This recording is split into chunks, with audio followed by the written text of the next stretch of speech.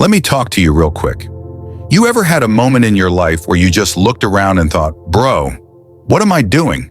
Like you looked at your situation, looked at your choices, and you're just like, this ain't it. That's exactly where this man in the Bible found himself. Luke 15, Jesus tells a story. We call it the parable of the prodigal son. But today, we ain't even going to talk about the whole story.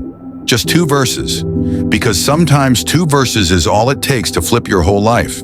Let me read this to you. Luke 15, verse 17. It says, when he came to his senses, he said, how many of my father's hired servants have food to spare, and here I am starving to death? Now stop, right there. He came to his senses. That's the moment right there, you all. He came to himself. Like he woke up. It's like his mind got clear for the first time in a long time. This man had money, blew it, had friends, lost them, thought he was living his best life. But it wasn't. He ended up broke, alone, dirty, feeding pigs. Pigs, bro. And he's starving. And now he's like, man, my dad's workers got it better than me. That's what pain does. That's what hitting the bottom does. It clears the fog. It exposes the lie. A lot of you all right now, you're in the pig pen moment. You're tired. You feel stuck. You feel like nothing's working. That pressure you feel, that's God trying to wake you up.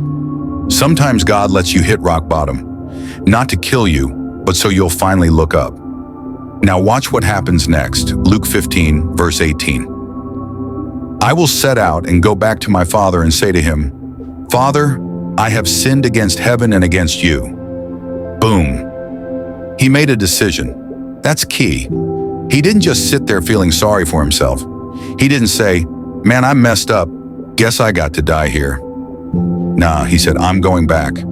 That's what some of you all need right now. Not another sermon, not a church conference, not 10 steps to healing. You just need to say, I'm going back. Back to what? Back to your Father. Back to God. Back to peace. Back to your identity. This son didn't have a plan. He didn't know if his dad would accept him. He just knew, I don't belong here. And some of you all, deep down, you know the same thing. You're in some relationships, some addictions, some lifestyles, and you know you don't belong there. You're out of place. And God is saying, come back. Let me keep it 100 with you. It takes humility to come back. Pride will tell you they'll judge you. Shame will tell you God's done with you. But guess what? Neither of those voices are from the Father. Because if you keep reading the story, which we ain't even doing today, you'd see the Father ran toward him. No lecture, no punishment. He just hugged him. But listen, that part never happens unless he first says, I will get up and go back.